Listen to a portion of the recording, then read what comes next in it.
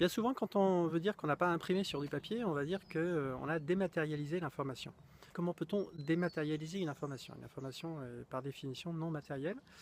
Toutefois, bon, à chaque fois qu'on veut transmettre une information ou garder cette information sur la durée, forcément on va la graver. Ne serait-ce que dans notre cerveau, on va graver donc cette information. Cette information va être sous forme électrique ou chimique et va subsister un certain nombre de minutes, voire d'heures, voire plus longtemps encore, si on a une bonne mémoire, si on la réfléchit assez régulièrement. En fait, quand on va dire on a un billet de train dématérialisé ou alors un cours d'anglais dématérialisé, comme on peut dématérialiser un cours d'anglais, ça je ne sais pas trop comment on peut faire.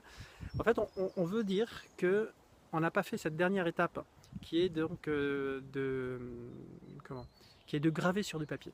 Voilà. C'est cette étape-là qu'on n'a pas faite. Mais sinon, toutes les autres étapes en amont, c'est-à-dire la réalisation sur un support électronique, sur un ordinateur, la mémorisation ou le fait de graver donc, cette information sur une mémoire électronique a été faite. Voilà. Donc c'est vraiment une expression impropre, le fait de dire qu'on a dématérialisé un billet de train, un bulletin de vote ou je ne sais quoi encore. L'expression qui apparemment est un peu plus appropriée est le fait de non matérialiser une information.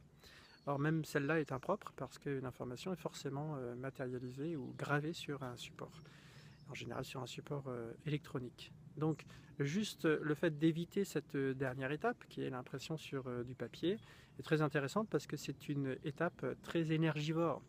Elle consiste évidemment à couper des arbres, à créer du papier, à utiliser une imprimante pour constituer donc un billet de train par exemple, et puis souvent utiliser une voiture, donc polluer l'air pour aller chercher tout simplement ce billet ou le transporter.